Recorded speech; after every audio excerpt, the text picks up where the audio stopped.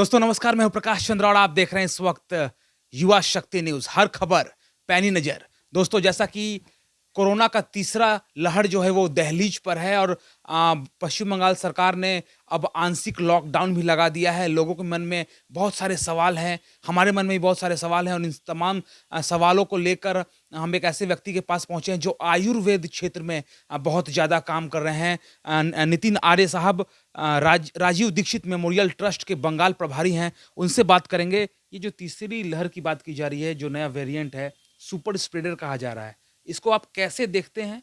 और आयुर्वेद में इस प्रकार की बातों का कोई पैमाना है या वैल्यू है या नहीं है? नमस्ते। इस विषय पे अगर मैं बोलूं कि कोरोना के विषय पे कि लोग काफ़ी दहशत के विषय में हैं या डर रहे हैं, पर मैं आपको एक चीज़ बता दूं इसके विषय में कि अगर हम खाने पीने और रहन सहन की पद्धति को सही से लेकर चलेंगे, आयुर्वेद भी यही हमें कहता है। आयुर्वेद का अर्थ है, कहता है लंबी आयु के लिए। तो अगर आप खाने पीने का साधन और जीने का तरीका सही ढंग से लेके चलेंगे तो आपको इस बीमारी से डरने की कोई आवश्यकता नहीं है। अगर कुछ औषधियों के बारे में कह दूं मैं, जैसे चाहे वो बच्चे हो या बड़े हो, बच्चों के लिए स्पेशली हम कुछ औषधियों का निर्माण करते हैं जिसे हम स्वर्ण प्राशन के रूप में जानते हैं। ये हर पुष्य नक्षत्र पे हम बच्चों को देते हैं, जिससे बच्चों की इम्यूनिटी इतनी स्ट्रांग होती है कि उनको किसी भी तरह के रोगों के लिए डरने की आवश्यकता नहीं है। और उसी के साथ एक और आता है जिसे हम अमृत प्राशन कहते हैं। ये दो एक ऐसी औषधि है जो महर्षि चरक जी ने हमें दी थी। 3500 वर्ष पुरानी है ये, और घर घर में हम इसको पहुंचाने का प्रयास कर रहे हैं लास्ट 50 वर्षों से हमारे गुरुजी के कारण। और करीबन हमारे 1700 कैंप इसके शुल्क व निशुल्क दोनों लगते हैं। और उसके साथ हम निशुल्क चिकित्सा भी कर रहे हैं, और किसी की कोई समस्या रहती है उसका भी हमारा एक निशुल्क कोई तरह का चार्ज नहीं रहता। बस हम लोगों से एक ही प्रार्थना करेंगे और लोगों से रिक्वेस्ट करेंगे कि अपने खाने पीने के सिस्टम को बदलिए।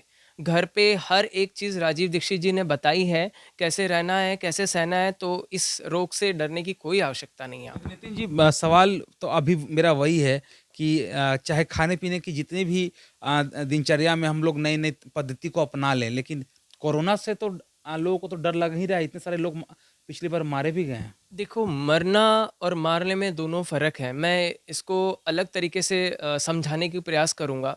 सपोज़ करिए कि आज मुझे मैं बीमार हूँ, मुझे बुखार आ गया। तो बुखार होने का अर्थ क्या हुआ कि मेरे शरीर को हीट लगना शुरू हुआ, गर्म हो गया शरीर। तो इसका अर्थ क्या हुआ कि अंदर से एंटीबॉडी तैयार हुई और उस वायरस को मारने के लिए रेडी है वो। तो इसके लिए क्या है, शरीर को पहले प्रयास करने दो कि वो उसको मारे। अब हम उस पे क्या करते हैं कि हमारी दादी नानी ने नुस्खे हमेशा तैयार रहते थे, जिसमें हम अदरक, मतलब सौंठ, दालचीनी, लौंग, उसके तरह के तुलसी, ऐसी कई औषधियाँ हैं जो हम अपने शरीर में लेते थे, जिससे बॉडी को और हीट प्रदान होती थी और उसी हिसाब से वो वायरस मारा जाता था। अब के सिस्टम में क्या हो गया कि सिर्फ हमें कुछ भी दर्द होता है तो हम एलोपैथिक के पास भागते हैं। मैं एलोपैथी की बुराई नहीं कर रहा हूँ, पर मैं प्रयास ये कर रहा हूँ कि हमारे रसोई घर में वो सारे साधन हैं जिनका हम उपयोग कर सकते हैं, तो पहले उनका उपयोग करें, फिर किसी डॉक्टर से मशवरा लें।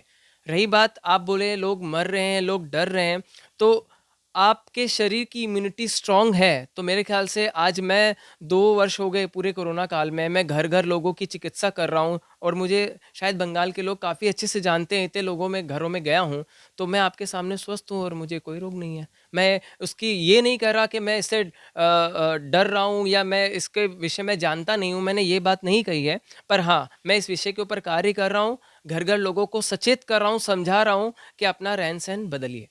तो मतलब है कि जिन लोगों ने वैक्सीन लगवाई है या जो लगातार वैक्सीन लगवा रहे हैं, आपने क्या वैक्सीन लगवाई है? जी, मैंने अभी तक वैक्सीन नहीं लगाई है, क्योंकि मैं आयुर्वेद सिद्धांतों पे चलता हूँ और मुझे इसकी आवश्यकता नहीं है। और कुन कई ऐसे लोग हैं जो मुझे बार-बार ये फ़ोर्स कर रहे हैं कि आप वैक्सीन क्यों नहीं लेते हैं? तो मैंने उनको कहा है कि जब तक मेरे आयुर्वेद के सिद्धांतों पे मैं चल रहा हूँ, अगर मैं बीमार नहीं पड़ रहा हूँ, मेरी इम्यूनिटी स्ट्रांग है, तो मुझे इसकी क्या आवश्यकता है? लेकिन फिर भी सरकार की जो गाइडलाइंस है, हम लोग भारत देश के नागरिक हैं और नागरिक होने के नाते सरकार की गाइडलाइंस जो है उसको तो कम से कम आदमी को फॉलो करना चाहिए, भले ही वो उसकी पद्धति चाहे कुछ भी हो। देखो, आरटीआई हम लोग ने डाली है, उस आरटीआई के अनुसार हमें साफ-साफ आया है, ये स्वैच्छित है। और किसी भी तरह का दबाव नहीं दिया जा सकता। जब तक हमारा प्रयास है, ये सुरक्षित है, तब तक हम लड़ाई लड़ेंगे। और अगर हमारे आयुर्वेद में है, अगर हम इससे बच सकते हैं तो हम इससे क्यों नहीं इलाज करेंगे? भारत में इतनी पद्धतियाँ हैं, होम्योपैथ है, आयुर्वेद है, उसके बाद एलोपैथ भी है। पर क्यों एक ही पद्धति को अपना कर चलूँ? अगर मेरे आयुर्वेद पद्धति मुझे ये करने के लिए प्रेरित कर रहा है कि आप रोग मुक्त हो, मेरे बच्चों को हम किसी तरह की औषधियाँ नहीं देते हैं एलोपैथिक में और आयुर्वेद से वो स्वस्थ होते हैं, तो मुझे नहीं लगता कि मुझे इसकी आवश्यकता पड़ेगी। अगर आवश्यकता पड़ेगी तो मैं ज़रूर देखूँगा। अच्छा, एक सवाल मेरे मन में भी आ रहा है कि आप कह रहे हैं कि अभी तक आपने वैक्सीन नहीं लगवाई है। अब आप बताएँ लोगों को, हमारे दर्शकों को बताएँ कि कोरोना से या फिर उसका जो डर है, उसका जो भय है, वो भीतर में कहीं न कहीं घुस रहा है। तो उससे कैसे बचें? कोरोना से कैसे बचें? जो सुपर स्प्रेडर आ रहा है अभी, जो नया वेरिएंट आ रहा है ओमिक्रॉन, उससे लोग कैसे बचें? क्योंकि अब बिहार में बड़ी बैठक होने जा रही है। खबर है कि 1-2 दिन के भीतर वहाँ भी लॉकडाउन लग सकता है। बंगाल में आंशिक लॉकडाउन लग गया है। मध्य प्रदेश में हज़ारों लोग जो हैं ऐसे उसके चपेट में आ चुके हैं। आप बताइए कि आयुर्वेद में इसका क्या उपाय बताया गया है? आयुर्वेद में कई उपाय हैं। सबसे पहले मैं आपको बताऊं कि बासी चीज़ों का सेवन बंद करें, जिससे आपकी प्रतिरोधक क्षमता घटती है बासी भोजन करने से। दूसरा, आप बोलते हो कि ये डर का माहौल ना पैदा हो, उसके लिए मैं आपसे रिक्वेस्ट करूंगा कम से कम टीवी देखने का उपयोग करें, क्योंकि जितना आप टीवी देखेंगे उतना ही आप डरेंगे। तो चाहे वो सोशल मीडिया के ज़रिए हो, क्योंकि सबसे ज़्यादा जो न्यूज़ फैलाई जाती है सोशल मीडिया आम पब्लिक के द्वारा, उसके कारण लोग ज़्यादा भयभीत हो जाते हैं, क्योंकि एक रोगी होता है तो लोग 100 रोगी बोलते हैं। ये सबसे बड़ा गलत माध्यम हो रहा है सोशल मीडिया का उपयोग करने का। तो इससे दूर रहने का प्रयास करें, क्योंकि मेरे घर में भी टीवी का उपयोग नहीं होता है, तो हमारे बच्चों को डर नहीं है। जब हमारे बच्चों को डर नहीं है तो हमें भी डर कम लगता है। इसलिए मैं आपसे ये रिक्वेस्ट ज़रूर करूँगा आपके माध्यम से कम गलत न्यूज़ का आम पब्लिक फैलाव करे। अच्छा, जो गर्म पानी से भी एक थेरेपी आ रही है या फिर गिलोय जो कहा जा रहा है, वो कितना कारगर है इन तमाम चीज़ों में? थोड़ा बताइए। देखो, गिलोय ऐसी वस्तु है आज की डेट में, ऐसी औषधि कहूँगा जिसको हम कलयुग का रामबाण कहते हैं। ये आपकी इम्यूनिटी इतनी स्ट्रॉन्ग करती है और लोग तो आज 2 वर्षों से इसके बारे में जानना सीखे हैं। हम लास्ट 12 वर्षों से इसी विषय पे ही कार्य कर रहे हैं, चाहे वो गिलोय हो, चाहे वो तुलसी हो, चाहे वो अश्वगंधा हो या ऐसी तमाम चीज़ें। पर सीज़नल चीज़ों का उपयोग अगर शुद्ध तरीके से किया जाएगा, मेरे ख़्याल से हमें किसी भी तरह से बीमार होने की कोई आवश्यकता नहीं। सर्दी, खाँसी से आपको देखो, छोटे बच्चे को साल में 6 बार होना ही होना है। ये एक नियम आता है शारीरिक का, क्योंकि इससे हमारी इम्यूनिटी बिल्डअप होती है, इससे हमारी एंटीबॉडी बिल्डअप होती है। और जो बड़े होते हैं उनका 1 से 2 बार उनको सर्दी-खाँसी लगेगा ही लगेगा। तो इसका अर्थ ये नहीं कि मुझे सर्दी-खाँसी हो गया और मैं कोरोना पॉज़िटिव हो गया, ये कतई नहीं होता। तो आप इससे चिंतित ना हो। आपको अगर घर पे सर्दी, खाँसी, बुखार है, तो नॉर्मल दादी-नानी के नुस्खे अगर नहीं हो तो आप हमसे संपर्क कर सकते हैं। हम आपको साधारण तरीका बताएँगे, आप घर पे रहिए, स्वस्थ रहिए। देखिए दोस्तों, नितिन आर्य जी जो हैं वो राजीव दीक्षित मेमोरियल ट्रस्ट के बंगाल प्रभारी हैं और इनसे एक बात तो ज़रूर पूछनी होगी, क्योंकि राजीव दीक्षित ने भी अपने तमाम जो भी वो कार्यक्रम करते थे उसमें एक बात ज़रूर कहते थे कि आपके घर, आपके किचन में ही 2 प्रकार के ज़हर वो कहते थे हमेशा, कि सफ़ेद चीनी और सफ़ेद नमक। थोड़ा इसके बारे में लोगों को बताइए, बहुत सारा भ्रम है इस बात को लेकर। देखो, राजीव भाई ने काफ़ी इन विषयों पे ध्यान दिया, लोगों को समझाया कि घर में 5 ऐसी सफ़ेद वस्तु हैं जिनका सेवन नहीं हो, जिसमें चीनी, तेल, नमक, मैदा और सबसे खतरनाक जो हमारे घर में आरओ का पानी है। इसके विषय में बहुत कहा, और स्पेशली एल्युमिनियम और नॉन-स्टिक के बर्तन। इसके विषय में उन्होंने हमेशा ही सचेत किया है, क्योंकि घर-घर में आज भी हम चाय प्लास्टिक के छलनी से ही छान रहे हैं, एल्युमिनियम के बर्तन में ही खाना बना रहे हैं। तो प्रयास करिए, हम करीबन 10 से 12 हज़ार कढ़ाइयाँ ऑन कॉस्ट वितरण करते हैं कि कैसे भी करके एल्युमिनियम के बर्तन घरों से निकाल दें। हमारा इसमें भी कोई व्यापारिक दृष्टिकोण नहीं है। हमारी औषधियों से भी हम गुरुकुल का ही कार्य करते हैं, और हमारा गुरुकुल राजकोट में है, जिस विषय पे हम 50 वर्षों से हमारे गुरुजी के साथ में हूँ और उनके विषय में कार्य कर रहा हूँ। लाखों करोड़ों लोग हैं भारतवर्ष में जो आयुर्वेद को फॉलो कर रहे हैं, और आप बताइए, मेरा एक अंतिम सवाल है कि लोग अपने आप को इस सुपर स्प्रेडर का जब ये माहौल चल रहा है, इसमें अपने आप को स्वस्थ कैसे रखें? क्या खाएँ, क्या पिएँ और कैसे स्वस्थ रखें? ये मेरा अंतिम सवाल है आपसे। अधिक से अधिक जो सीजनल फल हैं, जो अभी सीजन की जो देन है, ऐसा नहीं हो कि जो गर्मियों के सीजन के फल है मैं अभी खाऊं, जिसे हाइब्रिड कहा जाता है। प्रयास करिए जो सीजनल है, सपोज करिए कि अभी सफ़ेद फलों का सेवन ज़्यादा होगा क्योंकि कफ सफ़ेद होता है, आपको ही पता है। अगर सपोज करिए कैल्शियम कैल्शियम का कलर सफ़ेद होता है जो कफ को काटता है, और इसी प्रकार से प्रकृति भी सफ़ेद फलों का सेवन ज़्यादा करवाती है, चाहे वो शंख आलू हो, पानी फल हो, मूली हो, अमरूद हो और सीताफल। ऐसे कई चीज़ें हैं जो ठंड में ही आती है, चाहे वो सेब भी क्यों ना हो। तो इसके अंदर कैल्शियम की मात्रा अधिक होती है और कैल्शियम कफ को काटता है। तो प्रयास करिए। और हमारे भारत में थोड़ा चाय का सेवन अधिक होने लग गया, वरना हमारे यहाँ काढ़े का उपयोग होता था। घर पे कोई भी व्यक्ति आता है, उसकी चाय की जगह पे नींबू पानी दिया जाता था, जिसमें भी सिट्रिक एसिड में उसमें भी कैल्शियम होता है।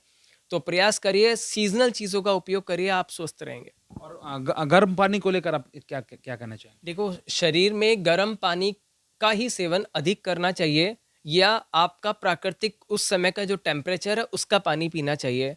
अगर मैं आपको बोलूँ फ्रीज का पानी अगर आप सेवन करते हैं, तो इसका एक छोटा सा उदाहरण दूंगा। अधिक से अधिक लोगों को हार्ट अटैक क्यों आते हैं ठंडे पानी से? हमारा शरीर जब नॉर्मल रहता है और उसके अंदर जब हम ठंडा पानी डालते हैं, तो शरीर का तापमान उस पानी को अपने तापमान में कन्वर्ट करने का प्रयास करता है, और सारे रक्त की ऊर्जा उस पानी को गर्म करने में लग जाती है। उसी तरह के सडनली आपने ठंडा पानी डाला है, तो सारा रक्त एक जगह इकट्ठा होता है और वो सडनली मूव करता है, उसके कारण हार्ट अटैक के चांसेस ज़्यादा बढ़ जाते हैं। इसलिए भारत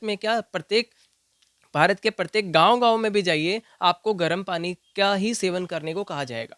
देखिए, राजीव दीक्षित के शिष्य के रूप में नितिन आर्य को लोग जानते हैं, और जब हम लोगों ने अपने दर्शकों को बताया कि हम लोग नितिन आर्य जी का इंटरव्यू आपको आप तक पहुंचाएंगे, तो एक सवाल जो कॉमन हम लोगों के पास सभी प्लेटफॉर्म के माध्यम से आया, वो सवाल अब लोगों का मैं आपसे करना चाहूँगा। मैंने माफ़ कीजिएगा मुझे कि मैंने पहले ही आपसे कहा कि हमारा ये अंतिम सवाल है, लेकिन एक ये सवाल करना यहाँ बेहद ज़रूरी है कि जब लोग सोकर उठते हैं ठंड के दिनों में, और वो तुरंत थोड़ी देर में वो नहाने के लिए चले जाते हैं, तो वो कितना समय का गैप रखें, जिससे, क्योंकि अगर समझिए किसी के पास गर्म पानी उपलब्ध नहीं है और वो ठंड पानी से नहाने चले जाते हैं, तो कई बार नर्व का प्रॉब्लम हो जाता है। पानी ठंड अगर माथे पर रख लेते हैं हम, तो आप बताइए, क्योंकि राजीव दीक्षित ने भी इस पर बहुत शोध किया है और बहुत कार्यक्रम में संबोधित भी किया है। आप जरा बताएं उनको शिष्य होकर। ठंडे पानी का उपयोग वो व्यक्ति ना करे जिनको ऑलरेडी सर्दी खांसी बुखार है,